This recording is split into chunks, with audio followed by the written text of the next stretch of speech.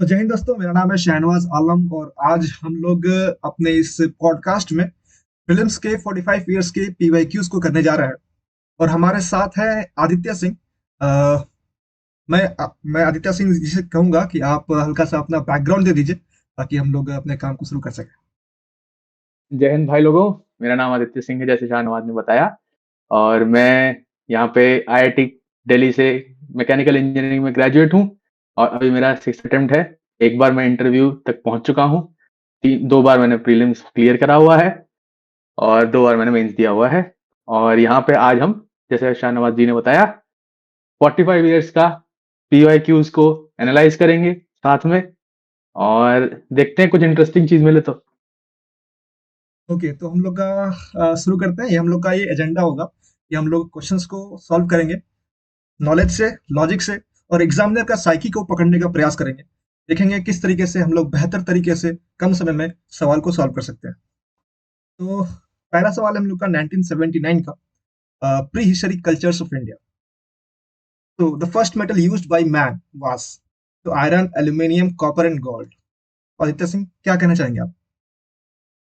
ये तो जी देखिए, यहाँ पे ऑब्वियस तो दो जो आउट हो जाएंगे वो सीधा हम्म। सीधा आयरन और एल्यूमिनियम आउट हो जाएंगे। हम्म। क्योंकि आयरन सबसे पहले हमें पता है कि वैदिक कल्चर, वैदिक एज में सबसे पहले हम्म। पाया गया था। हमारे हम्म। आईवीसी में आयरन नहीं पाया गया था। तो फिर बचा आपका कॉपर और गोल्ड। हम्म। तो सीधा सा है, चैल्कोलिथिक टाइम का हमें पता है। तो उसके अंदर हमारा कॉपर का हो जाता है यूज। और उससे भी पहले हमारा फिर आईवीसी भी आ जाता है, जिसके हम्म। अंदर हमें पता है कि सिल्वर और गोल्ड का इस्तेमाल हुआ है। तो हम्म। उससे फिर हम यहाँ पे, मेरे को जहां तक लगता है कि इसका आंसर गोल्ड होना चाहिए। इसका आंसर आदित्य जी के हिसाब से गोल्ड होना चाहिए। अ, परंतु गोल्ड जो है हम लोग का हड़प्पन सिविलाइजेशन के समय में था, और कॉपर जो है हड़प्पा में भी था और चालकोलिथिक में भी था। राइट। देखते हैं इसका आंसर क्या है।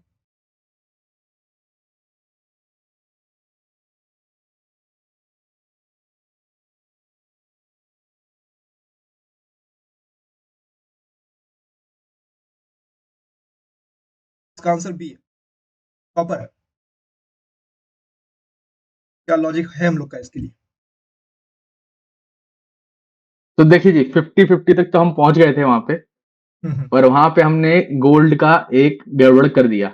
ये मैंने हम्म। जानबूझ के किया, क्योंकि मेरे को एक बहुत ही इंपॉर्टेंट चीज बतानी थी कि जब मेटल के इस्तेमाल में हम एक चीज यूज करते हैं तो हमें हम्म। स्मेल्टिंग के बारे में जानना जरूरी है। हम्म। आपको या किसी को भी जब ये जानेंगे कि आयरन क्यों नहीं हो पाता, या एल्यूमिनियम क्यों नहीं पहले पाया गया, और गोल्ड पहले क्यों नहीं पाया गया, उसका सिंपल रीजन ये है कि जो टेम्परेचर पे हमारा आयरन ओर से निकाला जाता है वो बहुत हाई होता है। उसके लिए हाई लेवल ऑफ किल्न चाहिए। किल्न यानी कि भट्टी। अब हम्म। उस भट्टी के अंदर ही जब हम डालेंगे आयरन को, उसके अंदर हमारे साथ स्मेल्टर के साथ कार्बन भी होना चाहिए, कोई चारकोल होना चाहिए, तो वो टेक्नोलॉजी हाई होती है। हम्म। अब यहाँ पे एक्चुअली में सबसे लो क्वालिटी, सबसे लो टेक्नोलॉजी जिसमें रिक्वायर्ड है वो है कॉपर। हम्म। और यहाँ पे गोल्ड भी हाई टेम्परेचर पे ही निकाला जा सकता है। तो उसकी जो टेक्नोलॉजी है वो कोई अर्बन सिविलाइजेशन ही पा सकती है। पर कॉपर यहाँ पे एक ऐसा है जो कि लोअर टेम्परेचर पे, सबसे लो टेम्परेचर पे स्मेल्ट हो जाता है, और फिर उसका मिलना भी सबसे ज्यादा आसान है। तो ये चीजों को ध्यान में रखते हुए जब आप आंसर देंगे तो होगा। आयरन और एल्यूमिनियम तो फटाफट से लोग निकाल देंगे बेसिक नॉलेज से ही, कि एल्यूमिनियम तो नया ही मेटल है, आयरन हम्म। पुराना है। पर यहाँ पे फंस जाएंगे, और यहाँ पे फिर देखोगे तो फिर उसके बाद क्या करें। उसके बाद आप ये सोचिए मेटल के सिचुएशंस में कि टेक्नोलॉजी का क्या लिमिटेशन था उस ड्यूरेशन में। तो जब आप उस पर आएंगे तो फिर आपको समझ में आएगा, अरे यहाँ पे मैंने गोल्ड में गलती कर दी। और इन गलतियों को करने से अभी आप गलतियां करें, गलतियां करने से बिल्कुल ना डरें। और जैसे ही आप गलती करेंगे उसके बाद समझिए कि वो गलती क्यों करी गई है, और फिर आप उसका आंसर देख पाएंगे। ये स्टैंडर्ड जो है सेट करना है हमें, क्योंकि हमें लॉजिक से सॉल्व करने हैं सवाल। एक बार 50-50 पहुंच जाए तो उसमें फिर लॉजिक लगाएंगे। ये करने की कोशिश कर रहे हैं। सब लोग बताते हैं कि जी ऐसे ऐसे है, यहाँ पे किताब में लिखा है जी कि कॉपर है तो याद कर लिया। पर भूल जाते हम्म। हैं, गड़बड़ हो जाती है, कंफ्यूज कर देते हैं, तो क्या होगा। उसके लिए बिल्कुल, यहाँ पे ये है, और यही स्टैंडर्ड हम आगे पूरे सारे सवालों में करेंगे। बिल्कुल, बिल्कुल। प्रयास करेंगे कि जो सवाल में नॉलेज है फिर भी उसमें किस प्रकार से हम लोग लॉजिक लगा करके उसको सॉल्व कर सके। मैं आपको दिखाता हूँ एनसीईआरटी में किस। तो देखिए यहाँ पर हम लोग देख सकते हैं कि ये तो एनसीईआरटी है, आर एस शर्मा है।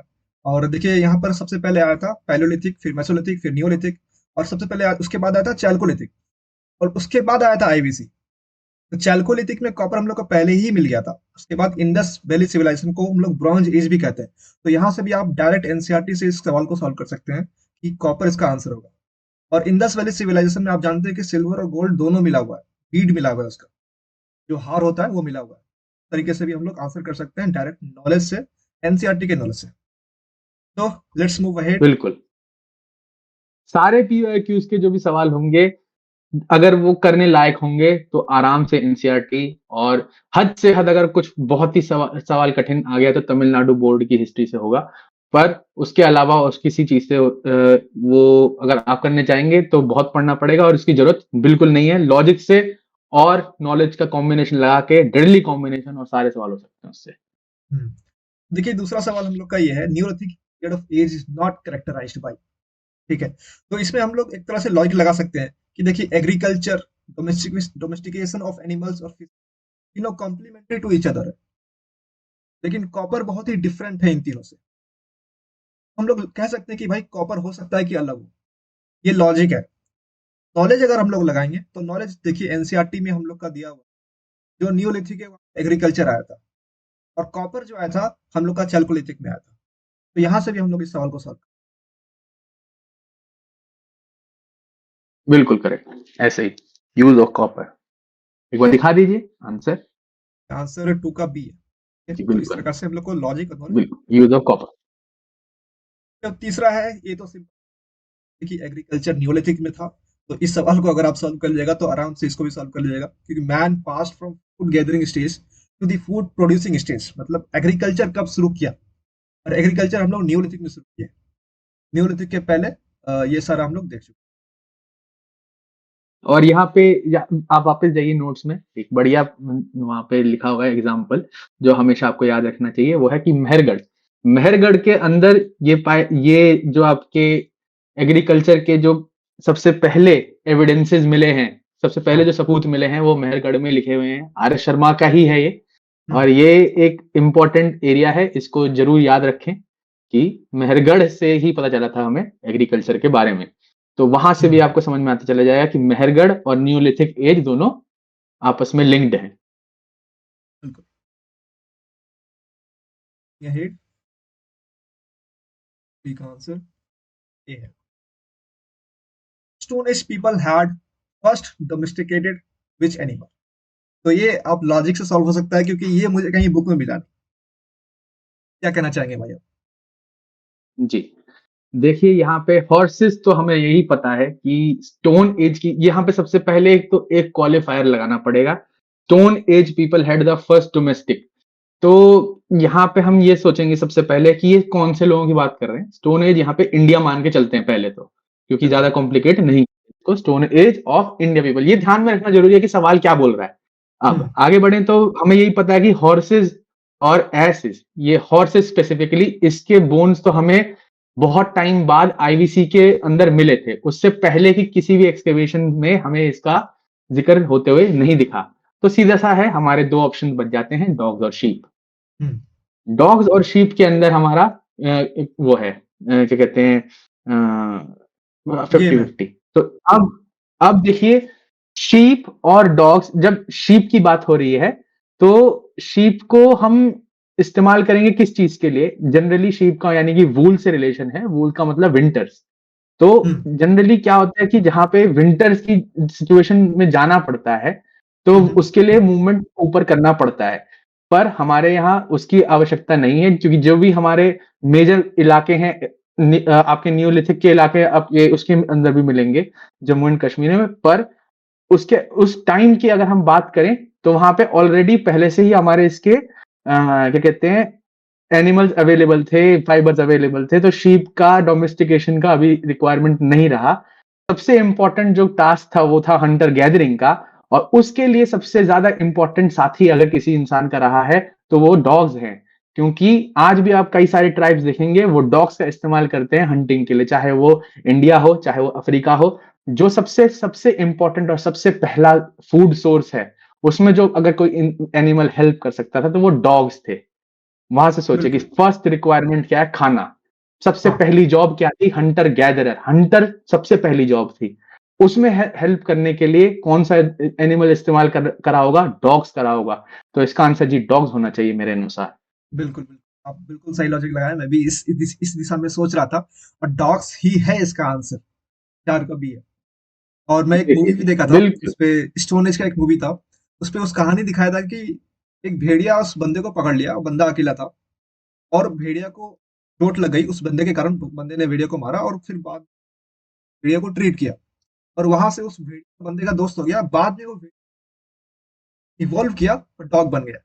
तो ये मूवी में देखा था मैंने। बिल्कुल हाँ, बिल्कुल और सही है, भेड़िए से ही डॉग्स आए हैं। आप सबसे बढ़िया एग्जांपल है हस्की का।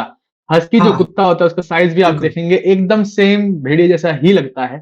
तो हाँ, ये वहीं से आए हुए हैं। और हाँ। मेरे ख्याल से आर एस शर्मा की अगर आप डीप रीडिंग करेंगे तो उसके अंदर डोमेस्टिकेशन का भी टाइम लिखा हुआ है। एग्रीकल्चर के आसपास, एग्रीकल्चर से पहले है डोमेस्टिकेशन। हुँ, और हुँ, अगर उसमें डीप रीडिंग करेंगे तो वहां पे शायद डॉग्स लिखा है जहां तक मुझे याद है। पर हुँ। अभी मैं मेरे पास दिखाने के लिए नहीं है, पर या जरूर कोशिश करिएगा जहां पे मेहरगढ़ की बात करी गई है वो किताब के जैसे अंदर वो डीप हाँ, रीडिंग करेंगे तो आपको मिलेगा। ये जो पहला चैप्टर है, मेहरगढ़ मैं जहां हमको पे लगता है लिखा कि हुआ वहीं है। पे मिल सकता है। पहला चैप्टर में ही मिल सकता है, मेसोलिथिक पीरियड में डोमेस्टिकेशन शुरू हुआ था। मुझे लगता है कि वहीं पर जी कहीं न कहीं लिखा होगा डॉग के बारे में। जी जी जी, वहीं पे ही लिखा है डोमेस्टिकेशन के बारे में। तो एक बार ये अगर कोशिश करें, जरूर देखें, आर एस शर्मा के अंदर ही है ओल्ड एनसीईआरटी में। आगे बढ़ते हैं, चलिए। इंडस वैली सिविलाइजेशन के सवाल पे करते हैं। हुँ। Which of the following throws light on Harappan culture? तो मेरे हिसाब से आर्कियोलॉजिकल एक्सकवेशन तो होता ही है, सारे कल्चर का, सारे हिस्ट्री का, सब हर जगह का होता ही है। दूसरा है कि script on copper sheets. Script मुझे पता नहीं कि कॉपर शीट्स का है कि नहीं। तीसरा देखते हैं रॉक एडिक्ट्स। रॉक एडिक्ट्स तो अशोका के समय आया है, मौर्य के समय आया है। उसके पहले हो सकता है कि मुझे नहीं पता, but measure of the rock addicts उसी के समय आया है। स्क्रिप्ट ऑन कॉपर शीट्स भी मैं एक बार सवाल किया था पीवाईक्यूज, उसमें सोहगरा कॉपर प्लेट लिखा हुआ था और सोहगरा कॉपर प्लेट भी मौर्य के समय ही था। तो मेरे हिसाब से कि ए तो परफेक्ट आंसर होना ही चाहिए। बाकी बी सी में मुझे डाउट है, डी भी हो सकता है अगर बी सी सही है तो। क्या कहते हैं आप? देखिए, हड़प्पन कल्चर में हमें पता था कि वो स्टेटाइट या फिर सील्स पे लिखते थे अपनी बिल्कुल। इंस्क्रिप्शंस को। हम्म। तो उनके यहाँ स्क्रिप्ट्स लिखने का जो भी वो मेंशन करते थे, वो कॉपर शीट का कल्चर नहीं था। वो हम्म। स्टीएटाइट की सील होती थी, उस पे लिखा करते थे। रॉक हम्म। एडिक्ट जैसे इन्होंने बताया अशोका के टाइम पे ही आई हैं। और अगर आप और डीप में पढ़ेंगे तो थोड़ा यहाँ पे नॉलेज का भी इस्तेमाल कर सकते हैं अपने लॉजिक को हेल्प करने के लिए। तो रॉक एडिक्ट्स और ये इंस्क्रिप्शन और पिलर बनाने की जो इंस्पिरेशन है वो एकेमेनिड एम्पायर से ली गई है। तो एकेमेनिड एम्पायर उस टाइम पे नहीं था जिस टाइम की ये बात कर रहे हैं, यानी हड़प्पन कल्चर की। तो रॉक एडिक्ट्स का भी लॉजिक यहाँ पे सही नहीं बन रहा है। और सीधी सी बात है, आप कोई भी एक एलिमिनेट कर लीजिए तो ऑल ऑफ द अबव तो एलिमिनेट हो ही गया। और हाँ, आर्कियोलॉजिकल एक्सकेवेशन सबसे परफेक्ट आंसर है, सबको पता है कि आर्कियोलॉजिकल एक्सकेवेशन से तो होना ही है। तो हाँ, फिर अगर कोई भी आपने एक यहाँ पे लॉजिक से हटा दिया, ऑल ऑफ द अबव हट गया, और फिर बेस्ट आंसर चूज करने के लिए आप ए लगा सकते हैं। इसका आंसर ए होना चाहिए, आर्कियोलॉजिकल एक्सकवेशन। ओके, इसका आंसर ए ही है मुबारक हो। जी ओके, बिल्कुल। तो moving ahead. Which is completely not logic से। हाँ, which is not the Indo Aryan language. तो अब मेरा लॉजिक ये है कि गुजराती और उड़िया जो है, गुजराती तो भाई इधर बीच का है, तो हो सकता है कि आर्यन का हो। उड़िया भी उड़ीसा का है, मतलब अफ्रीका कैंसर के आसपास का है। तो ये भी हो सकता है कि वहाँ का, और मराठी भी मैं जानता हूँ कि एनसीईआरटी में पढ़ा हूँ कि मराठी जो लैंग्वेज है वो सौरसेना एक लैंग्वेज से इवॉल्व हुआ है। तो मराठी तो बिल्कुल नहीं है। बिल्कुल हाँ, तमिल बहुत दूर है। हम लोग का संगम जो एज है वो अलग ही कल्चर है, अलग ही, मतलब हम लोग का बाकी नॉर्थ इंडिया से काफी अलग कल्चर है और संस्कृत के लेवल का लैंग्वेज है ये। तो मुझे लगता है कि इसका आंसर होना चाहिए क्योंकि तमिल जो ऑड वन आउट है। बिल्कुल। यहाँ पे सब अगर आप और सिर्फ न्यूज ही पढ़ें तो ही काम हो जाएगा यहाँ पे। अगर डीएमके पार्टी की फुल फॉर्म पता है, द्रविड़ मुनेत्र कजगम, तो आपको समझ में हाँ आ जाएगा जो ये पार्टी तमिल बोलती है तो ये द्रविडियन है, और द्रविडियन लैंग्वेज का एक वो है टाइप। यहाँ पे एक ही है जो द्रविडियन है, तमिल हो गया सीधा। बिल्कुल, ये न्यूज़पेपर पढ़ने से कैसे न्यूज़पेपर फायदा होता नॉर्मल है।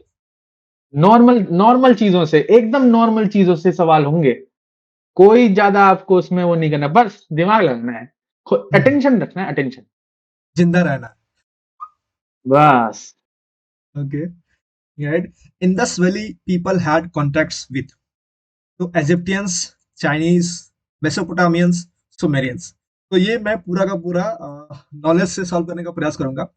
तो मेसोपोटामियस जो वर्ड है, मैं इंडस वैली सिविलाइजेशन का जो बुक पढ़ा था आर एस शर्मा पे, मैं वर्ड देखा था कि मेसोपोटामिया में हम लोग का कोई कौन कोइंस मिला हुआ है वहां पर, इस सिविलाइजेशन में।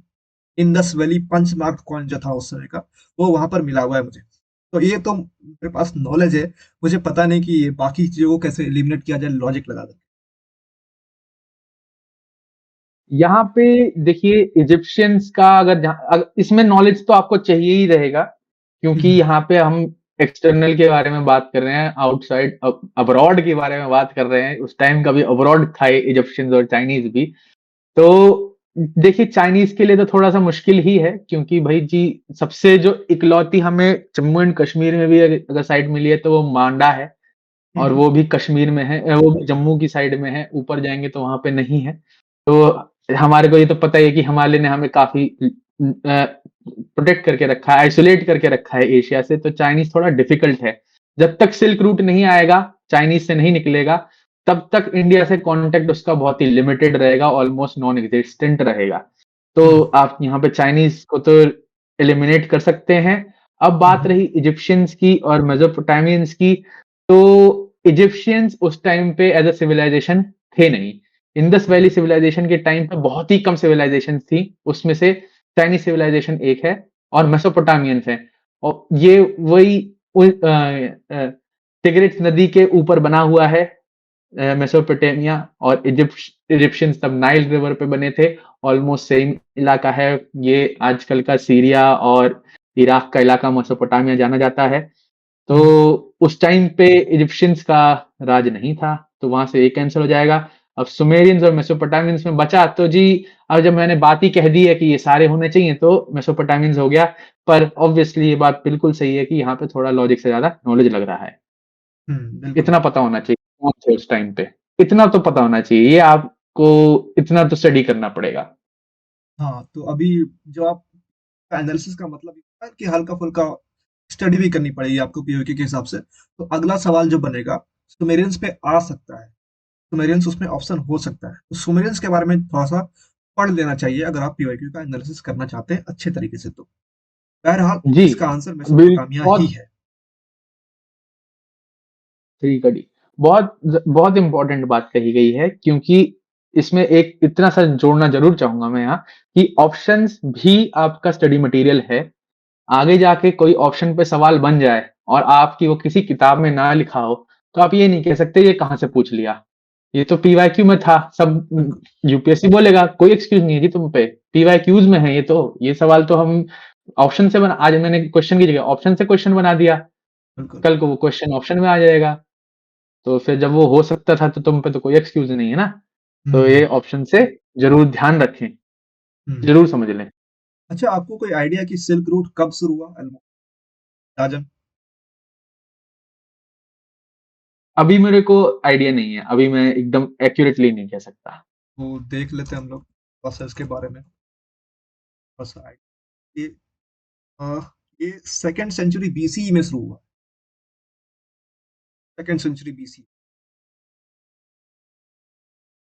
डायनेस्टी डायनेस्टी के साथ देखिए ना, एक बार डायनेस्टी देख लीजिए। चाइना में जनरली डायनेस्टी के अनुसार काफी याद रखा जाता है। हान ओके, डायनेस्टी, हान हान डायनेस्टी डायनेस्टी। से है सिल्क रोड। कहाँ पे हान लिखा हुआ है? Second paragraph, third line, first two okay, words. Okay. हाँ, ये हान डायनेस्टी।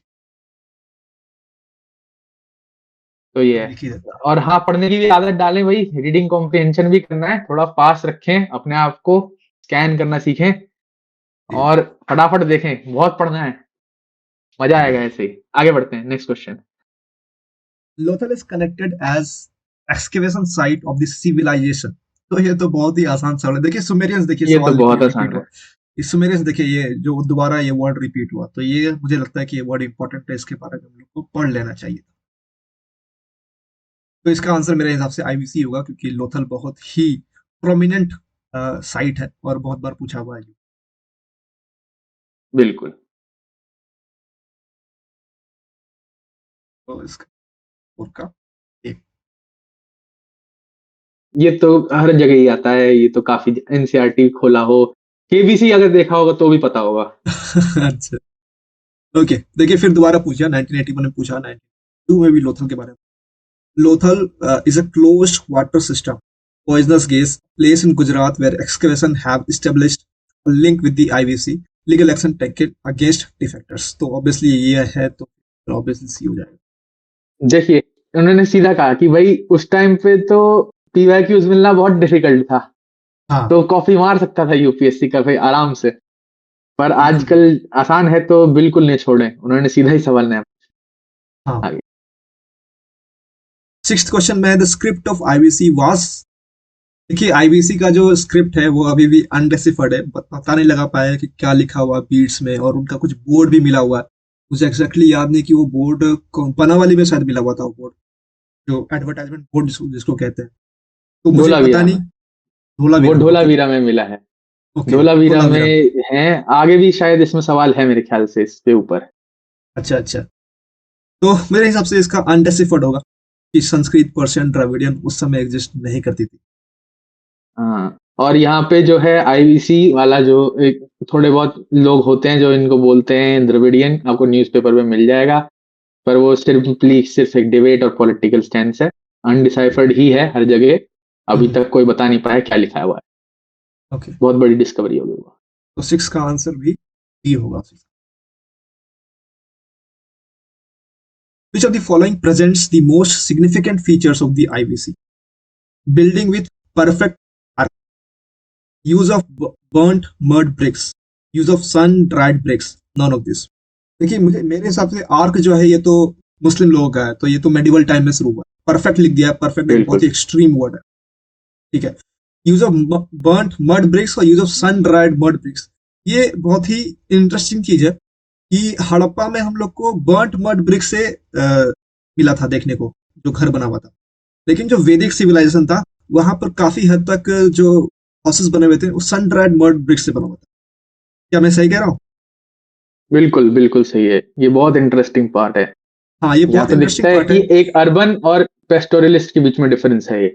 बिल्कुल बिल्कुल, क्योंकि वो भी दिखता है कि भाई अर्बन से कैसे एक पेस्टोरल चला गया, मतलब वो लोग और इवॉल्व क्यों नहीं किए, वो लोग डिवॉल्व क्यों कर गए।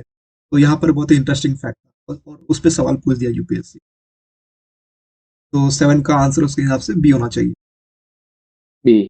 और एक खास बात और है कि ये यहाँ पे बर्न्ड मड ब्रिक्स होने का सिंपल रीजन एक और भी है कि यहाँ पे रेशियो भी परफेक्ट है। 4:2:1, 4 लंबाई और 2 चौड़ाई और 1 हाइट रेशियो में ओके रह रहे हैं सारे। तो यहाँ पे ओके बकायदा इससे आगे बढ़ते हैं तो समझ में आता है, बोल पूछ लेते हैं लोग।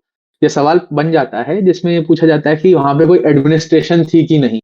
जब ओके वेट्स और मेजरमेंट्स एकदम परफेक्ट हैं तो वहां पे एडमिनिस्ट्रेशन जरूर है, कोई गिल्ड है या समथिंग है जैसे श्रेणी वगैरह, वो सब कुछ है। तो वो थोड़ा ध्यान में रखें क्योंकि आईवीसी इतना जबरदस्त क्वेश्चन का एक खजाना है जो कि प्री में भी और मेंस में भी होता है। तो ये सब कुछ कनेक्ट करते चलते चले जाएं, अटेंटिव रहें, बढ़िया है। बिल्कुल। जब मौका मिल रहा है तब समझो। हाँ, देखिए आईवीसी वाज स्प्रेड ओवर। पहला ऑप्शन है Baluchistan, Sindh, Punjab, Rajasthan. Sindh, Punjab, Kashmir. Afghanistan, Sindh, Punjab, Rajasthan, Gujarat, Kashmir, none of this. तो अभी हम लोग देखे थे ऊपर लोथल का, और लोथल जो है गुजरात में। ठीक है। और हम लोग देखेंगे मांडू भी, भाई नहीं बताया अभी, मांडू जो है कश्मीर में। ठीक है। और अफगानिस्तान से हम लोग आईवीसी जो है ट्रेड करते थे, तो भी प्रिसाइज जो ब्लू कलर का स्टोन होता है, लापिस लजुली कहते हैं उसको, वो ट्रेड करते थे। अफगानिस्तान तक आईवीसी स्प्रेड किया था कि नहीं किया था वो मुझे नहीं पता, परंतु गुजरात में 100% आईवी सिविलाइजेशन था। सुरको टाटा, लोथल, धोलावीरा, सब के सब गुजरात में पाए जाते हैं। तो मेरे हिसाब से आंसर इसका सी होना चाहिए, बट अफगानिस्तान में मैं कंफर्म नहीं हूँ कि वहां पर पहुंचा। इसका आंसर सी ही होना चाहिए। पर एक बार दिखाइए, एक इंपॉर्टेंट चीज मुझे बतानी है, एक बार इसका आंसर दिखाइए। 8 का आंसर ए है। ए दे रखा है, हाँ। 8 का आंसर ए दे रखा है। ये इनकी गलती है पीडीएफ की। इसमें हम्म, इंपॉर्टेंट बात यह है कि सोर्सेज भी, जो आपके सोर्सेज हैं पीवाईक्यू के, वो स्पेशली जब बहुत पुराने टाइम से, बहुत पुराने, जैसे 1984 का सवाल है, तो वहां पे कोई कीज ऑनलाइन थी नहीं, तो ये हम्म, बहुत ही तब से अगर कोई गलती होगी तो आती चली जाएगी आज तक भी सोर्सेज में। तो हम्म, जरूर इसमें अगर कुछ गड़बड़ लग रही हो, लॉजिक ना बन रहा हो, जैसे यहाँ पे लॉजिक नहीं बन रहा कि गुजरात है, ऑब्वियस सी बात है, पर ऊपर हम्म, लिखा नहीं हुआ है गुजरात। तो हम्म, जरूर गूगल कर लें, गूगल पे सर्च कर लें, थोड़ा सा रिसर्च कर लें, अपनी जिज्ञासा को शांत करें। लॉजिक को, लॉजिक बना रहना चाहिए, इसीलिए लॉजिक इंपॉर्टेंट है। कल को यहाँ पे तुम ये सोच के चले गए कि अच्छा गुजरात में था ही नहीं जी, आईबीसी, गलत चीज पढ़ लिए, पर सबको हम्म, पता है गुजरात में था। तो इसीलिए हम्म, लॉजिक सबसे ऊपर है, याद रखिए। जैसे अभी भाई ने बताया, गुजरात में है, कश्मीर में है, राजस्थान में है, बानावली है, राजस्थान हरियाणा में है, तो हम्म। राखी गढ़ी वगैरह, ये बानावली हरियाणा में हो गया, राखी गढ़ी राजस्थान में हो गया, तो कैसे नहीं हो सकता। तो ये जरूर ध्यान रखें और फिर तभी आगे बढ़े। चलिए अगला मैंने देखिए। एक जगह सुना था, मुझे एग्जैक्टली पता नहीं, correct me if I am wrong, कि यूपीएससी जो है अपना आंसर की 2000 या 2010 के बाद निकालना शुरू किया, उसके पहले यूपीएससी नहीं था। Is that correct? इसका मुझे कोई आइडिया नहीं है, मुझे ऐसा लगता 2010 है से पहले मैंने का। हाँ, मैंने उनको सुना था, सत्यम जैन को। उन्होंने ये बोला था कि 2010 के बाद का मतलब यूपीएससी नहीं, उसके पहले अच्छा यूपीएससी अच्छा। आंसर नहीं निकालता था। मुझे नहीं पता, अगर यूपीएससी नहीं हम्म, निकालता था फिर तो ये लोग 100% गलत किए। हाँ फिर यूपीएससी, तो हाँ। गलत ही है। हम्म, और इसमें कोई दिक्कत नहीं है, हमें तो क्वेश्चन से मतलब है वैसे भी। जरूर चेक करें और इसीलिए इसीलिए अटेंटिव रहना बहुत आवश्यक है भाई। पढ़ाई के समय अटेंशन बिल्कुल मेंटेन करके रखें। हाँ। The following was not known to IBC.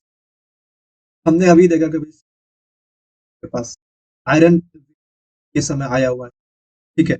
और ब्रॉन्ज एज तो हम लोग बोलते ही है आईबीसी को। आईबीसी को तो ब्रॉन्ज एज ही बोलते हैं, ठीक है। और ये तो बिना कॉपर आईबीसी के ब्रॉन्ज नहीं बन सकता। बिना कॉपर के ब्रॉन्ज। हम लोग अभी देखे थे कि कॉपर जो है चालकोलिथिक, बिल्कुल। ठीक है। सिल्वर गोल्ड हम लोग देख लिए कि सिल्वर गोल्ड बचा आयरन, जो वैदिक पीरियड में आया था, और वैदिक पीरियड जो आईबीसी के बाद आया था। ऑब्वियसली मेरे हिसाब से आयरन होना चाहिए इसका आंसर। बिल्कुल इसका आंसर आयरन ही है। काफी फेमस सवाल है ये गाड़ देगा यूपीएससी आपके दिमाग में कि हाँ आयरन नहीं था आईबीसी लोगों पे। Okay, so let's move ahead. Which of the following was the principal article food of the IV Indus Valley people? तो देखिए, राइस हस्क वहां पे मिला हुआ है, ठीक है। परंतु राइस एग्जैक्टली मैंने पढ़ा नहीं कहीं। एक के बारे में तो कभी नहीं पढ़ा। मेज के बारे में मुझे याद नहीं। वेट एंड बार्ली जो था, आईबीसी के लोग 100% उगा देते हैं, ये मैंने पढ़ा है एग्जैक्टली। तो ये सवाल में मैं कोई लॉजिक नहीं लगा पा रहा हूँ, परंतु नॉलेज से मैं इसमें वेट मार दूंगा। हाँ नहीं नहीं, बहुत आराम से इसका लॉजिक बन सकता है यहाँ पे। हम्म, देखिए, राइस, स्पेसिफिकली राइस को उगाने के लिए बहुत पानी चाहिए होता है, हम्म, और सिंपली आयरन के ना होने के कारण, जब क्यों क्यों आपका यूपी में सिर्फ आलमगीरपुर तक ही है, वो इसीलिए क्यों बंगाल तक नहीं है आईवीसी, क्योंकि बहुत ही ज्यादा फर्टाइल है सॉइल, तो वहां हम्म, पर तो सब कुछ उग जाना चाहिए था, आराम से रह सकते थे। सिंपली रीजन ये था कि इस इलाके में बहुत ही हैवी और डेंस फॉरेस्ट हुआ करते थे, जिनको काटने के लिए आपको आयरन के एक्सेस की आवश्यकता होती है। अब अगर इन पेड़ों पे कॉपर का एक्स मारेंगे तो वो मुड़ जाता है, तो इसीलिए हम्म, वो आगे नहीं बढ़ पा रहे थे। वहां पे आयरन की खोज बहुत इंपॉर्टेंट है। तो राइस बेल्ट जो है वो नहीं मिल पाएगा, क्योंकि राइस बेल्ट को बहुत पानी चाहिए होता है। अब दूसरा चीज है, यहाँ पे पढ़े, वर्ड लिखा है प्रिंसिपल आर्टिकल, प्रिंसिपल यानी पहला ही होना चाहिए। और अब यहाँ पे आया मेज और व्हीट और एग्स। एग्स तो सभी खाते हैं शुरुआत से ही, ओमनीवोरस है ह्यूमन बीइंग, एक ओमनीवोरस एनिमल है, वो सब कुछ खाता है।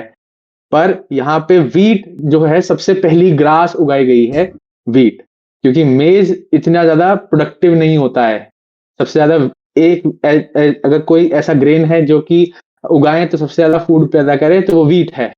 मेज सब जगह उग जाता है पर प्रोडक्शन थोड़ा कम होता है, उसके लिए थोड़ी और टेक्निक वगैरह की आवश्यकता होती है। तो व्हीट यहाँ पे एक है और हमें पता भी है जिस एरिया में नॉर्थ वेस्टर्न एरिया में हमने देखा है कि व्हीट ही आजकल भी उगता है। बस पानी की दिक्कत होती है, इंदस के साथ था ही पानी, तो हम्म, उसकी भी कोई दिक्कत नहीं रही। तो बिल्कुल। ये है, व्हीट होना चाहिए इसमें। हम्म, सर 10 का डी है। व्हीट है। Okay, which of the following is a characteristic feature of the Indus Valley civilization? Their chief deities were Mother Goddess and Shiva. They worshipped bulls. They had all amenities of a developed city life. They did not know. ये तो हमने बहुत बार देखा कि भाई iron के बारे में नहीं जानते थे। मैं पढ़ा हूँ कि मैं ये नहीं पढ़ा हूँ कि वो लोग बुल को वर्शिप करते थे कि नहीं, परंतु बुल का बहुत सारा जो टेराकोटा फिगर है, जो एक ब्रॉन्ज फिगर है बुल का, जो नॉट मोहनजोदारो में मिला हुआ है, और मदर गॉडेस तो मिला हुआ है। शिवा एग्जैक्टली ये वर्ड मेंशन नहीं है, बट पशुपति सील करके एक मिला हुआ है जिसको शिवा ही कहते हैं अभी के समय में। थर्ड ऑप्शन में है they had all the amenities of a developed city life. हम जानते हैं कि वहां पर डेवलप्ड सिटी लाइफ थी, परंतु ऑल अम्यूनिटीज बहुत ही एक्सट्रीम वर्ड लिखा हुआ है। तो ये सवाल मैं नहीं कर पा रहा हूँ क्योंकि मुझे सारे ऑप्शन सही लग रहे यहाँ पे एक्यूरेसी का एक बहुत इंपॉर्टेंट है और बहुत बढ़िया चीज है। एक तो यहाँ पे पूछा है characteristic feature in this valley civilisation का। भाई किसी चीज की कमी फीचर नहीं हो सकती। हैं। बिल्कुल। डी ऑप्शन ट्रू है पर हम्म, सही ऑप्शन नहीं है, बिल्कुल। क्योंकि कैरेक्टरिस्टिक फीचर नहीं है। ये चीज यहाँ पे रखनी चाहिए। अब जैसे वो वर्शिप बुल्स का, देखिए बुल्स के टेराकोटा फिगर्स हैं हम्म, और टेराकोटा फिगर्स मदर गॉडेस के भी हैं, पर बुल्स का कोई रिलीजन के बारे में बात नहीं करी गई है। क्योंकि अगर आप ये याद रखें पशुपति सील के अंदर ही, तो वहां पे आपको जो उनके आसपास के एनिमल्स दिखेंगे तो वो उनके आसपास हैं, तो यानी कि एनिमल से ज्यादा उस छवि की पूजा करते होंगे, जो कि हम्म, प्रोटो शिवा के नाम से जाना जाता है। लोगों की एग्जैक्टली वो प्रोटो शिवा बोलते हैं, कहीं कुछ टेक्स्ट में रुद्र लिखा हुआ है, जो कि इनका पिछला कह सकते हैं लोग शिव को इस तरीके से समझते थे। शिव शिव वैष्णव शिव जो है शैविज्म का एक समझ है, जो कि जिसको हम शिव बोलते हैं, भगवान शिव बोलते हैं। तो इतना इस चीज के बारे में नॉलेज आईवीसी वाले लोगों को नहीं थी। अब यहाँ पे बस यही दिक्कत है कि ऑल एम्यूनिटीज एक बहुत ही एक्सट्रीम वर्ड है। ऑफ डेवलप्ड सिटी लाइफ अपने आप में थोड़ा प्रॉब्लमेटिक है कि भाई डेवलप्ड सिटी का मतलब क्या बोला जा रहा है। भाई डेवलप्ड सिटी आज के जमाने की डेवलप्ड सिटी नहीं, मेरे हम्म, ख्याल से वो थोड़ा एक्सेसिव हो जाएगा। पर ऑल एम्यूनिटीज वहां पे आप जब सोचने लगेंगे तो सभी कुछ था। वहां पे एडमिनिस्ट्रेशन था, वहां पे सीवेज था, सैनिटेशन था, पब्लिक बैथिंग भी थी जो आपके मोहनजोदाड़ो में ग्रेट बैथ है, एंटरटेनमेंट था, हम्म, और रिलीजन का भी फ्रीडम था। बस वॉर नहीं थी, और डेवलप्ड सिटी लाइफ में तो वॉर होती भी नहीं है। तो अगर मैं लगाना चाहूंगा तो फर्स्ट, क्योंकि यहाँ पे एग्जैक्टली शिवा लिखा हुआ है, इस कारण से मैं इसको हामी नहीं भर सकता। मदर गॉडेस तक ठीक है, पर शिवा गलत हो गया। यूपीएससी में थोड़ा ये पैटर्न भी है, जब हम एग्जामिनर की साइकी के बारे में बात करते हैं तो यही ये भापने की कोशिश करता है कि बच्चा कितना एंजाइटी है बच्चे में कितनी। हो सकता है आप ये देख लें कि अरे chief deities of mother goddess मैंने पढ़ा हुआ है एनसीईआरटी में, खटाक से लगा दिया यार, आगे बढ़ गए, टाइम नहीं है ये वगैरह। तो वो ऐसे ही करता है, आधा लाइन सही होगी आधी लाइन गलत होगी, उस पर ऑप्शन गलत हो जाता है और आंसर गलत लग जाता है। तो मेरे ख्याल से यहाँ पे शिवा जो है कंप्लीटली एक्यूरेट नहीं है। प्रोटो शिवा होता मैं बिल्कुल इसी पे ही लगाता, पर अब बाकी दिख गए तो मैं सी पे इसको जाना चाहूंगा, क्योंकि मैं जितना जहां तक सोच सकता हूँ वो सारी अम्यूनिटीज अवेलेबल थी जो उस टाइम की डेवलप्ड सिटी लाइफ में दी जा सकती होंगी। बिल्कुल। बिल्कुल, मैं भी इसी लाइन में सोच रहा था, परंतु ऐसा भी एक प्रोबेबिलिटी हो सकता है कि इस सवाल में नॉट लिखा हो। अगर नॉट लिखा होता सी मारता इसमें, और यस लिखा हुआ है तब भी सी ही मारो। ये दोनों साइकोलॉजी पे डिपेंड करता है किस हाँ प्रकार से। बिल्कुल। हाँ, ये काफी सही है। अगर नॉट होता तो ऑल एम्यूनिटीज सुनते ही आप इसमें कोई ना कोई एक ऐसी एम्यूनिटी देख लो जो कि नहीं है। इसमें फिर वही है, लॉजिक थोड़ा सा ध्यान से ही लगाना चाहिए कि हाँ। अगर ऐसा होता कि नॉट होता तो भी सी ही लगाना चाहिए था। ये तो नहीं, अगर नॉट होता तो मैं फिर ये लगा देता वर्शिप बुल्स या समथिंग। ओके। पर ऑल नॉट होता तो उसमें जरूर देख लें कि जब भी ऐसे एक्सट्रीमिस्ट ऑप्शन है उसमें फिर एक भी कॉन्ट्रडिक्टरी चीज ढूंढ लें और वो जैसे ही मिल जाएगी फिर लगा दो उसको, एक चलेगा बस। क्योंकि हमें तो फुल मार्क्स लाना नहीं है, हमें प्रोबेबिलिटी भी खेलना है। तो एक्सट्रीम बिल्कुल वर्ड्स वाले सारे सवाल को मारूंगा तो 10 में से 7 सही होंगे या 6 सही होंगे, तो हम लोग नेट पॉजिटिव में रहेंगे। तो उस साइकोलॉजी से हम लोग को ट्राई करना है। आंसर है 11 का सी आंसर है। ओके। सही है।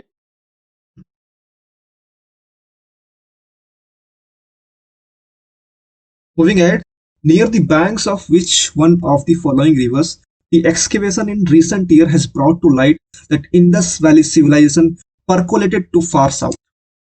तो देखिए, ये हमें पता है कि दाइमाबाद जो है हम लोग का साउथर्न मोस्ट पॉइंट है आईवीसी का, जो महाराष्ट्र में मिलता है, गोदावरी के आसपास है वो।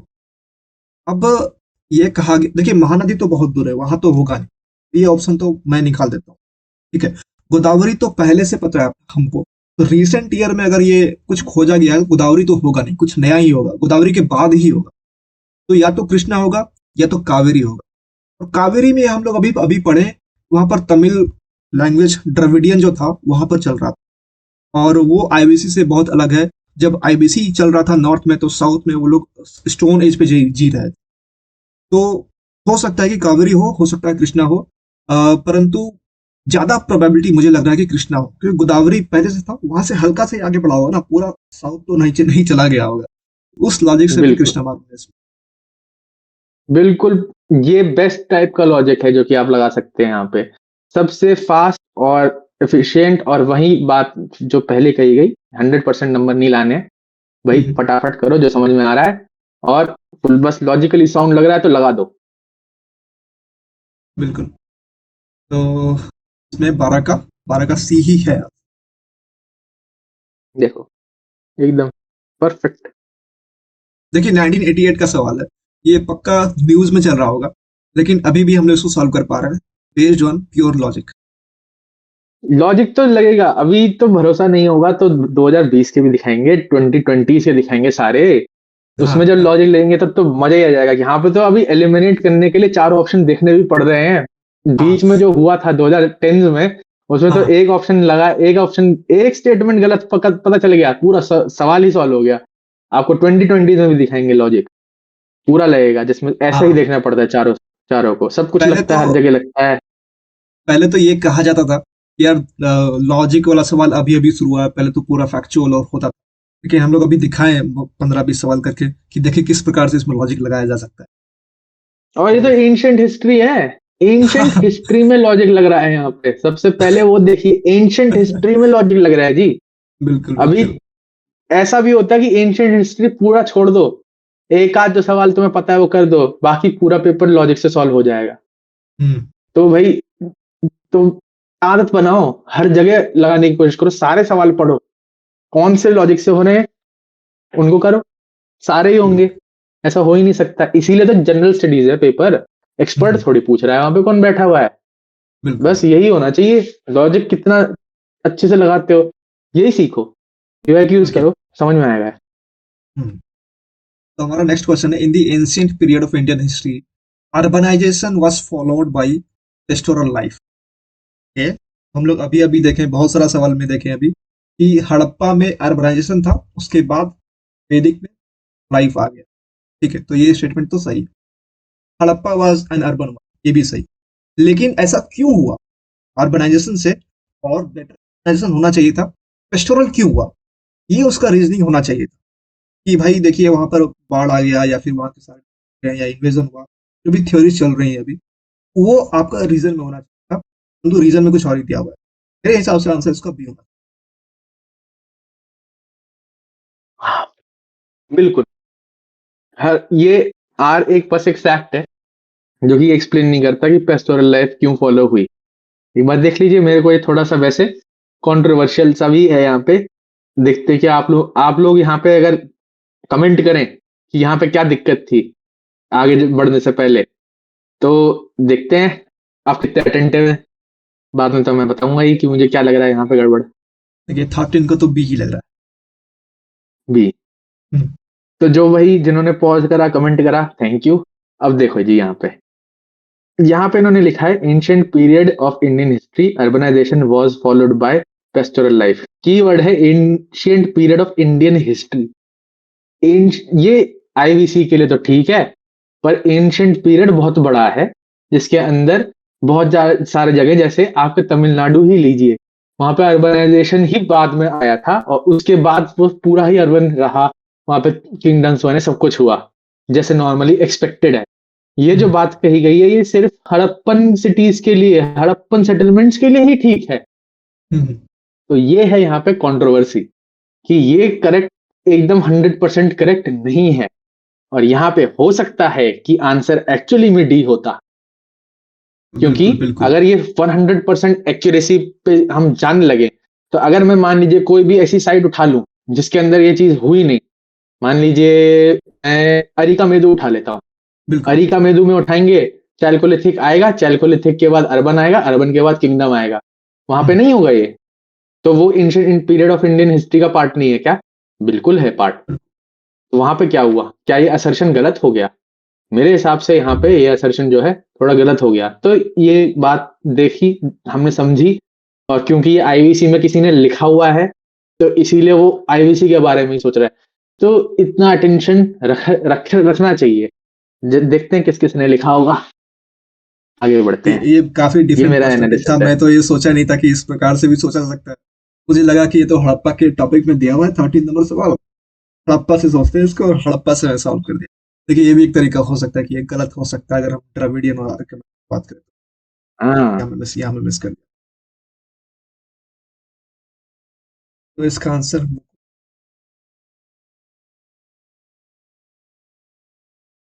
ओके, 14 नंबर है, metals known to Indus Valley civilization. मतलब कितना बार पूछेगा ये सवाल। गाड़ देगा दिमाग में, तब तक छोड़ेगा नहीं। देखिए आयरन नहीं था, आयरन हटा दीजिए। ठीक है, सिल्वर था, ये भी हटा दीजिए। आयरन नहीं था, ये भी हटा दीजिए, तो ये आंसर। बस बच गया, सिंपल। ये तो खैर अब तक तो गड़ जाना चाहिए सबको। तुम सड़क पे पूछ लो किसी से भी, सड़क को बताओ पूरे चिल्ला चिल्ला के कि आईवीसी में आयरन नहीं था, आईवीसी में आयरन नहीं था। कम से कम 7-8 सवाल देख लीजिए जिसमें आयरन के ऊपर सवाल किया। Okay,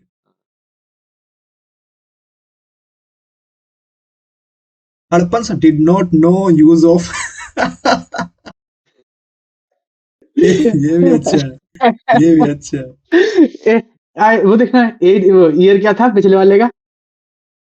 year 1988। भाई फेवरेट क्वेश्चन था ये इनका। कितने बच्चों ने गलत किया है यार उस टाइम पे, ऐसा तो नहीं होना चाहिए। नहीं, गलत गलत नहीं किए होंगे, सब सब किए होंगे मुझे लगता है। Okay, following archaeologist initially discovered site आई। यहाँ पर मैं हाथ खड़ा कर दे रहा हूँ क्योंकि यहाँ पर मुझे ना ही इसका नॉलेज है और ना ही मेरे पास कोई लॉजिक है इसको सॉल्व। कोई कंप्लीट लॉजिक नहीं फैक्ट। है ये वाला सवाल। अगर पेपर में इस टाइप से आए तो भाई छोड़ दो, जब हाँ तक पता ना हो। हाँ, ये मैं नहीं बिल्कुल। जानता। ये तो लॉजिक से ही हो सकता है। मुझे बस इतना पता था कि कोई इंडियन था जिसने हड़प्पा का सिविलाइजेशन पहली बार फाइंड करा था, बस। इंडियन था तो तो फिर इसके हमारे अलावा पास नहीं पता। बीडी बचता है, बीडी में से कोई एक मार देना। हाँ, बस इतना कर सकते हैं, बस इतना था, वो भी नॉलेज थी भाई, बस इतना था। इसका आंसर सी है। और एनालिसिस का चलो, मतलब ये होता है कि अभी हम चारों ऑप्शन के बारे में विकिपीडिया से निकाल के बेसिक कुछ लिख देना पड़ेगा क्योंकि ये ऑप्शन रिपीट हो सकता है बिल्कुल। दोबारा। हाँ, एक बारी मैं देख ठीक है। लेता हूँ, जैसे मैं फटाफट अगर अपने में देखूं, तो ये देखें कि भाई दयाराम साहनी कौन है। इतना ही देख लेता हूँ मैं। हम्म, आर्कियोलॉजिस्ट लिखा आ रहा है भाई। और कुछ मिला उसके बारे में। हड़प्पा साइट इन्होंने फाइंड करी थी, ये पता चला यहाँ से। और ओके। मोहनजोदारो आपका सी ने, यानी बनर्जी ने फाइंड करी है। तो दोनों ही इंडियन थे, हड़प्पा और मोहनजोदारो दोनों। बढ़िया है। ओके, बढ़िया। ठीक है, आगे बढ़े। हाँ जी। Roman settlement in India is found at, okay, तो ये सवाल भी देखिए, लॉजिक लगा सकता हूँ। उज्जैन तो नया सिटी है, वहां तो होगा नहीं। कौसम्बी लेफ्ट में बिहार साइड, उत्तर प्रदेश बिहार साइड, वहां भी मुझे नहीं लगता कि होगा। जो भी होगा ये पोर्ट में होगा। अब अ, के शूद्राकाश, शूद्राकाश जैसे बोलते हैं इसको, मुझे नहीं पता ये क्या है, लेकिन अरिका मेडू मुझे पता है। ये जो है पोर्ट है आंध्र प्रदेश में। तो बी और सी में से अगर मुझे मारना पड़े तो मैं सी मारूंगा, परंतु इसमें भी इशू है कि रोमन सेटलमेंट जो होना चाहिए वो अगर वेस्ट पे होता तो ज्यादा बेटर होता। आंध्र प्रदेश में सी प्रोबेबिलिटी की हो ना हो, फिर भी मैं इसमें अगर मतलब छोड़ ही दूंगा मैं। अगर मारना पड़े, अगर मेरा सवाल नंबर ऑफ अटेम्प्ट्स कम रहे इसमें, तो मैं सी ही मारूंगा।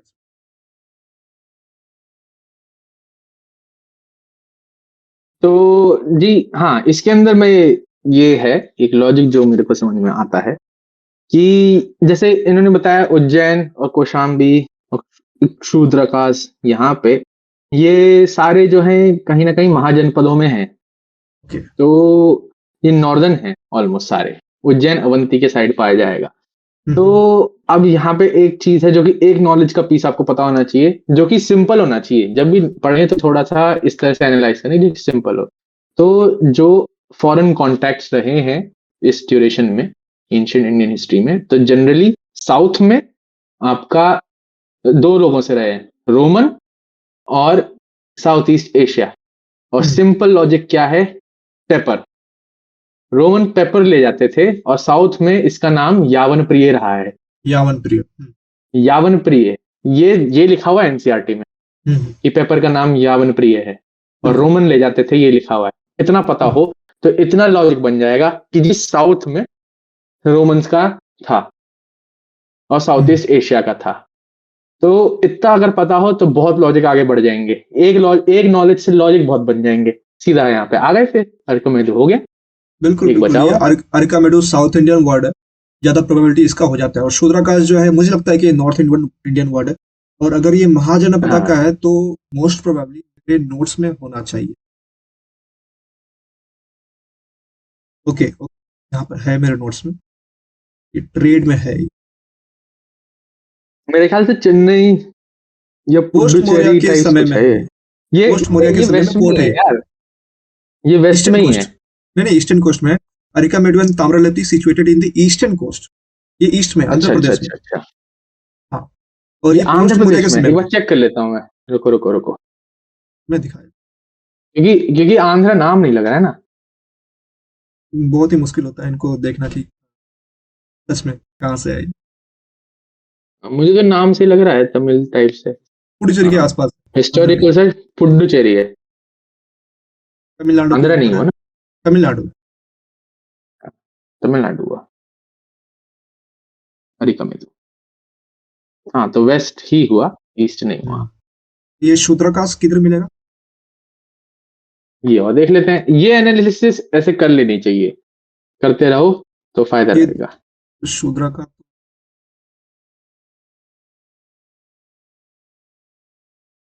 देखिए वेस्ट में Kshudrakas were a republic in ancient India that fought against Alexander's invasion, यानी पोरस।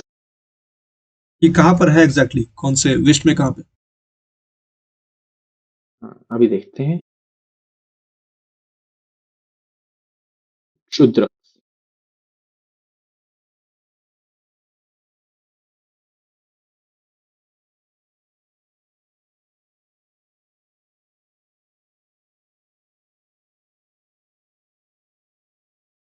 मुझे पता है कि हाइडेस्पस की लड़ाई लड़ी थी पोरस ने एलेक्जेंडर से, तो इतना मैं बोल सकता हूँ। हाइडेस्पस कहाँ है?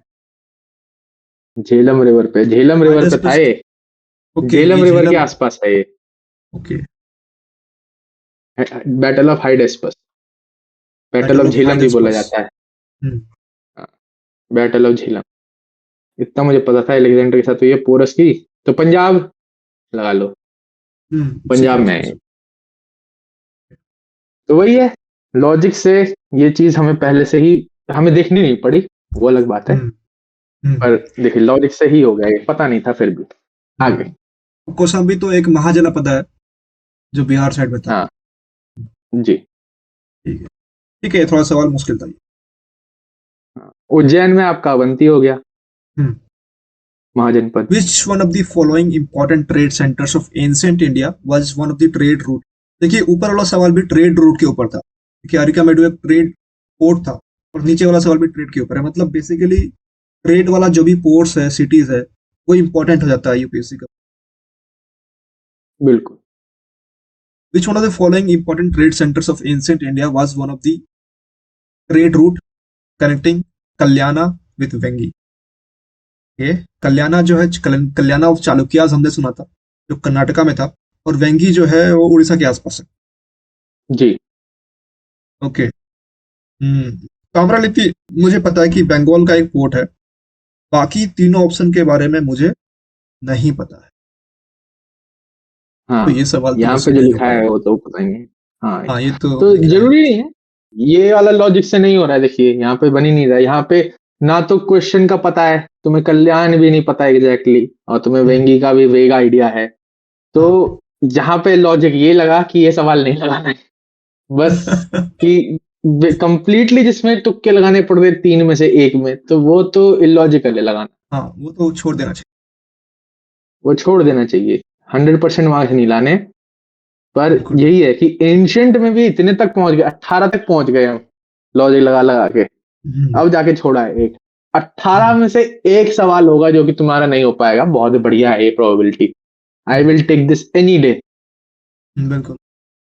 तो अभी हम लोग का नेक्स्ट स्टेप ये होगा कि हम लोग इसको मतलब एनालिसिस कर ले, जब हम लोग इसका एनालिसिस करेंगे, मतलब लिख ले जी तगड़ा क्या अब था, इसमें, कब बना था। हाँ, यहाँ पे अब देखिए क्या क्या देखा जाएगा।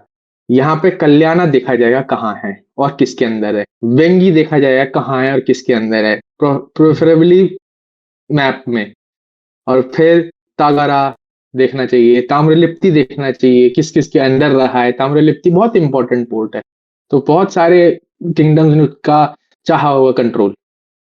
फिर इसी तरीके से वो जो श्रीगुरी था वो, तगारा तो रोमन में दिखा रहा है, हरियाणा। ओके, तगरा हरियाणा, हरियाणा में, पता नहीं ये एग्जैक्ट सही है कि नहीं।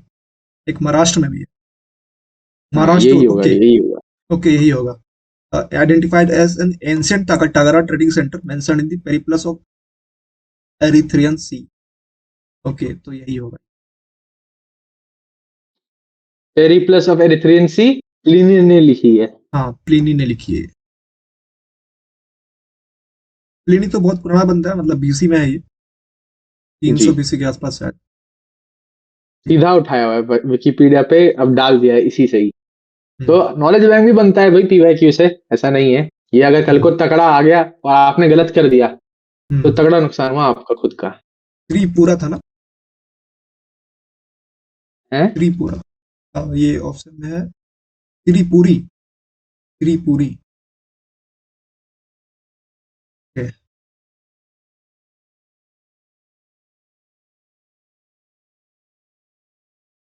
मतलब आप ओके, ये। गूगल पे भी जाएंगे तो भी सबसे पहली लाइन यही लिखी है, Tagara was a hmm, trading centre in ancient India located on trade route between Kalyana and Vengi. यानी कि लोग इसी से सीख रहे हैं। पीवाईक्यू ऐसा है कि ये एक नॉलेज का हिस्सा बन चुका है, हम्म, इंटरनेट का और लोगों का, कि अब इसको अब देखिए। इस तरीके से जाना जा रहा है। जब हाँ, लोग सीख रहे हैं इस तरीके से, तो आपको किताब से जरूरी नहीं है सीखना कि भाई किताब में एग्जैक्टली ऐसे ही लिखा हुआ है। ऐसे सीख रहे हैं लोग, इंटरनेट पर डल रहा है, विकिपीडिया पे डल रहा है ऐसे। त्रिपुरी जो है एमपी में है, और कालाचुरी डायनेस्टी के ये। कालाचुरी डायनेस्टी जो था 8th और 13th सेंचुरी के समय में, जो सेंट्रल इंडिया है वहां पर रूल कर रही थी। ठीक है। बिल्कुल। और तगरा हम लोग देखे देखिए महाराष्ट्र में है, वो ट्रेड रूट है कल्याणा और के बीच। और तम्रलिप्ति हमें पता है कि बंगाल का। श्रीपुरा एक बच गया, श्रीपुरा।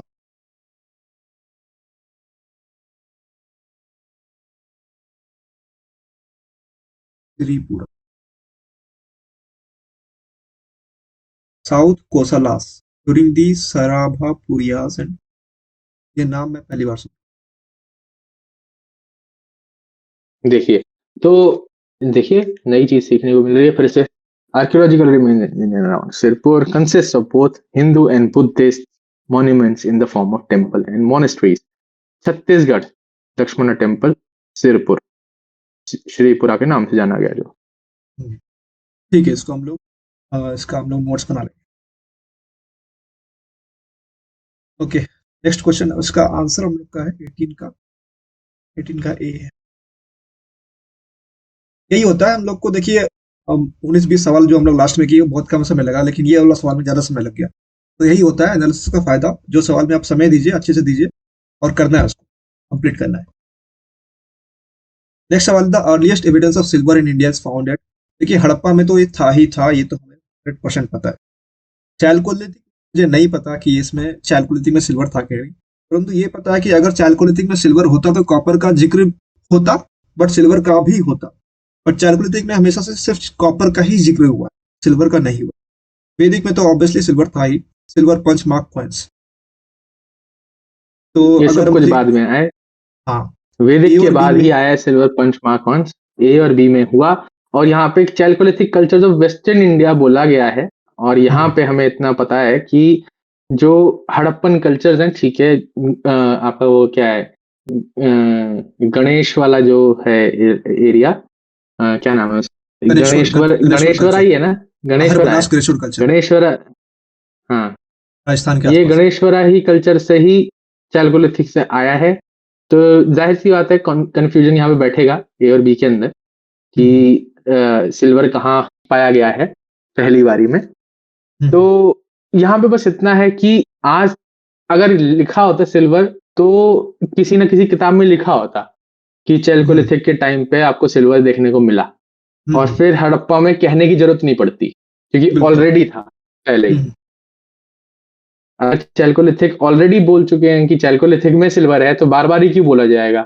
वैदिक में इसलिए आपको बोला गया क्योंकि वहां पे उसका नया नाम दिया गया था, अयास नाम से, इसलिए बताया गया कि लैंग्वेज के ऊपर था। इससे पहले हड़प्पा में कोई लैंग्वेज तो डिसाइफर हुई नहीं, तो नाम ही नहीं पता उसका। तो जब पहली बार नाम पता चला, तो फिर उसमें दोबारा मेंशन किया गया है। इसी के कारण से मेरे ख्याल से इसका आंसर हड़प्पा होना चाहिए। ये लॉजिक मैंने 19 का लगाया ए यहाँ। आंसर। वही अपने नॉलेज पे ट्रस्ट करना है कि देखिए भाई मैंने नहीं पढ़ा है, चैलकोलिथिक में सिल्वर का जिक्र नहीं पढ़ा है मैंने, तो नहीं होगा। नॉलेज पे ट्रस्ट करना, ये कॉन्फिडेंस, हमने पढ़ाई किया हाँ, 2 यहाँ साल पे दिया है। बना कॉन्फिडेंस। हाँ, कॉन्फिडेंस ही बना ना, क्योंकि वहां पे भी हमने एक थोड़ा सा हल्का सा एक मेटा लॉजिक लगाया कि अगर ऐसा होता, मान लीजिए कि ऐसा होता कि मान इस तरह से रखा मैंने इस बात को, मान लीजिए कि मान लीजिए चैलकोलिथिक कल्चर में लिखा है कि सिल्वर है, तो मैं हड़प्पा में क्यों पढ़ेंगे सिर्फ, और चैलकोलिथिक में नहीं पढ़ेंगे। ये थोड़ी अजीब सी बात हो गई ना, बिल्कुल बिल्कुल। ये चीज अजीब हो गई। अगर अजीब है तो फिर अपनी नॉलेज पे भरोसा रखो। तो next question, the word Hindu as reference to the people of Hind India was first used by Hindu. Okay, तो चाइनीज, देखिए चाइनीज तो पिक्चर में नहीं, गेम में नहीं है वो, ठीक है। हाँ, चाइनीज तो सिल्क रूट के बाद आया, तो गेम में नहीं। ए बी डी में हम लोग को मारना है, ग्रीक्स, रोमन्स एंड अरब्स। देखिए इम्पोर्टेंटली क्योंकि अगर किसी ने पिछली बार के पीवाईक्यूज करे होते, तो जैसे ही उसको समझ में आता कि भाई चाइनीज सेकंड बीसी में किया हुआ है, एनालिसिस किया, तब जाके कटाए चाइनीज। अगर वो नॉलेज से पहले में ही कटा है वो। अटका हुआ था, हाँ अभी की नॉलेज से कटा है वो, एनालिसिस करने के बाद कटा है वो। बिल्कुल। तो ग्रीक्स, रोमन्स, ग्रीक्स और रोमन्स जो है हम लोग, मुझे लगता है कि वो 5th 6th बीसी के समय आए हुए हैं। उस समय एक बंदा था, मुझे एग्जैक्टली उसका नाम याद नहीं है, वो रेड किया था अफगानिस्तान का एरिया। तो 5th 6th बीसी में ए और बी को मैं काटूंगा। अरब्स जो थे बहुत पहले से थे, क्योंकि हमें पता है, अभी पहले हम लोग पढ़े कि मेसोपोटामिया से हम लोग करते थे, इंडस वैली सिविलाइजेशन के समय, और उसी रीजन में अभी, और उस समय भी अरब्स रहते थे। तो मैं उस हिसाब से उस लॉजिक। यहाँ पे इम्पोर्टेंट, जैसे इंग्लिश में हिंदू पढ़ो, कैवियाट बोलते हैं। एक इंपॉर्टेंट कैवियट ये है कि यहाँ पे क्वेश्चन बोला गया कि word Hindu as reference to the people of India, word किसने यूज किया पहले। अरब से कांटेक्ट है पहले हमारा, पर ग्रीक्स ने अगर किया होता तो, पर यहाँ पे फॉर्चुनेटली थोड़ा यहाँ पे तमिलनाडु बोर्ड का मेरे को पता है, तो यहाँ पे मैं क्लैरिफाई कर देता हूँ कि कंफ्यूजन होता है।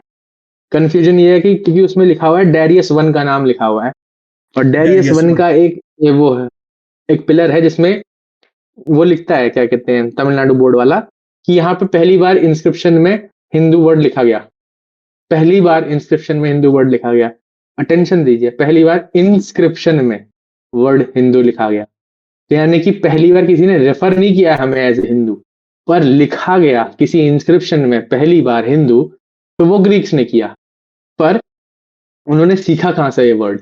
उन्होंने ये वर्ड अरब से सीखा है, जो उसकी थोड़ी डिटेल अगर आप रीडिंग करेंगे, थोड़ा अटेंशन से उसको रीड करेंगे तो समझ में आएगा कि अच्छा बात ये हो रही थी। ये यहाँ पे फिर आप गलत आंसर लगा सकते हैं, ग्रीक आंसर इसका अरब ही है, पर ये थोड़ा सा एक इंफॉर्मेशन है जो कि कंफ्यूज कर सकती है, कभी कभी ज्यादा नॉलेज से भी गड़बड़ हो जाती है बिल्कुल अगर बिल्कुल ध्यान से ना पढ़ा हुआ हो तो। बिल्कुल। और तो इसका एक और ये लॉजिक हो है। सकता है, एक डिफरेंट पर्सन। ग्रीक्स और रोमन काफी सिमिलर जगह पे थे, काफी एक ही जगह पे, बहुत दूर नहीं है एक दूसरे से। तो ये अगर हम लोग को डेरियस के बारे में नहीं पता है, तब मैं कर रहा हूँ, तो ग्रीक्स अगर होगा तो रोमन्स भी हो सकता है, रोमन्स होगा तो, लेकिन हम दोनों में से किसी एक को चुन, तो ओड वन आउट में मेरे को अरब दिख रहा है। हम्म।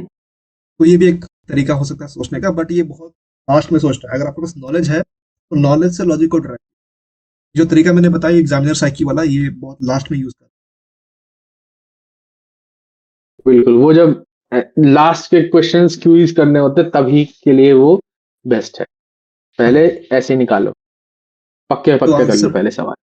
20 का तो डी। तो आज के लिए हम लोग इतना ही करते हैं, 1 घंटे हो गए। तो फिर नेक्स्ट 20 25 30 सवाल 40 सवाल जितने भी होंगे, हम नेक्स्ट सेशन में किया जाएगा इंशाल्लाह। बढ़िया बढ़िया। Thank you for listening to us, and God bless you.